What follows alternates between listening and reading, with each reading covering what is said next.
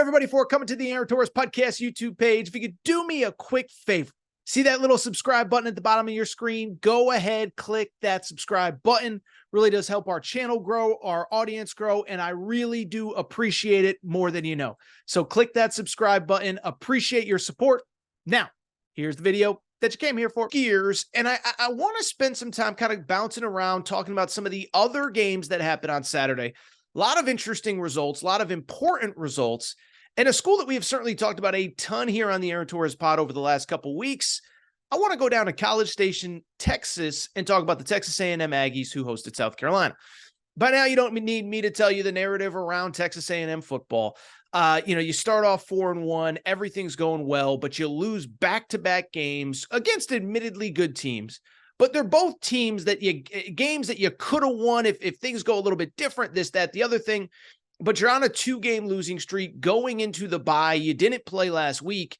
And this was a team that both needed to get back on the field, but I also thought needed a good performance on Saturday against a South Carolina team that is beat up, not playing very good football right now. You need a win. You need some momentum going into the back half of the year. And credit to Texas A&M, they do exactly that. They beat South Carolina. Final score on Saturday, 30-17.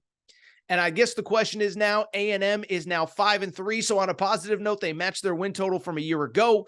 And the question is, with 4 games left in the regular season, that final third stretch of the year, can this team gain some momentum going into the back half? And can they use Saturday as some momentum going into the back half? Back quarter, really, if you want to be specific. First of all, let me say this from Texas A&M.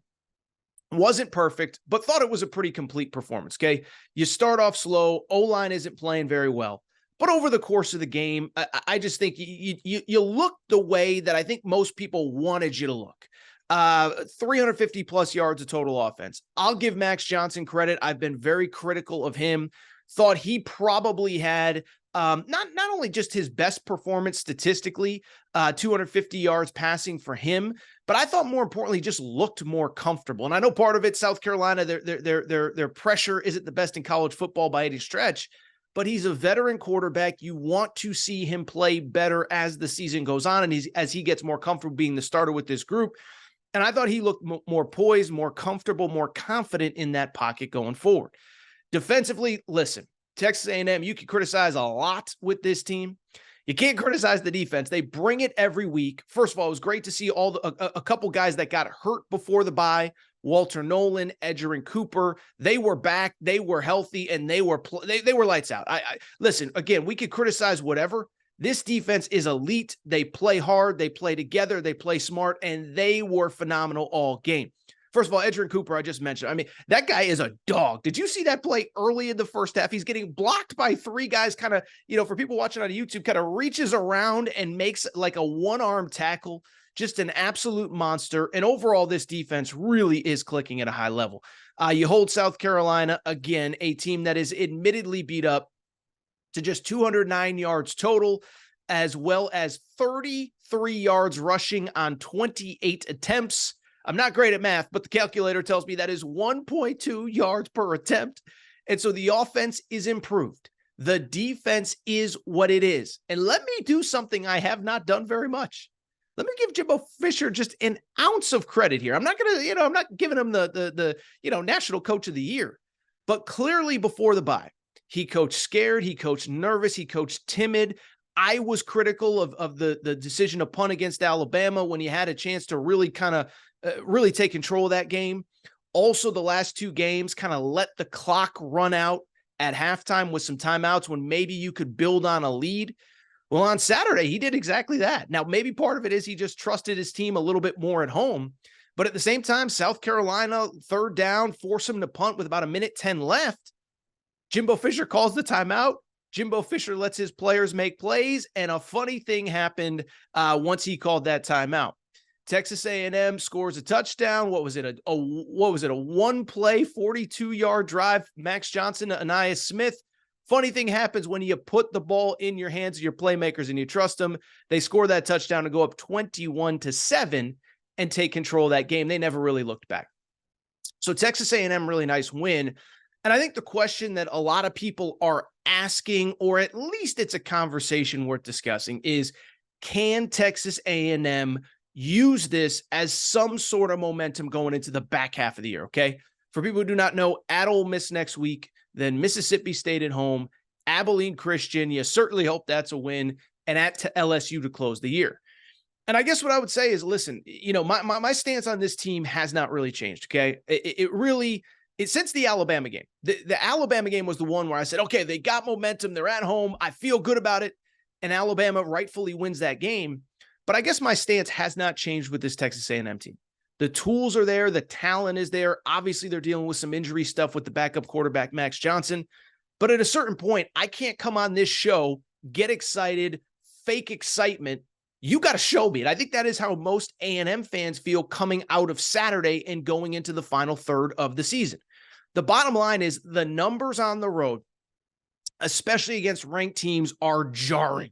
We talked about them a few weeks ago after the Tennessee loss. Texas A&M has now lost 8 straight road games. 8 straight road games going back to, I think, the 2021 season. So 8 straight true road games. And they still have yet to beat a top 25 team on the road under Jimbo Fisher. Well, guess who you're playing next week on the road? Ole Miss. Very good team. It's away from home. And you know what's kind of crazy? A&M hasn't beaten Ole Miss, a division rival, since 2019. Now, 2020, they did not play because of COVID. But 2021, Lane Kiffin took care of things at home. And then last year, obviously, Ole Miss wins at College Station, in College Station.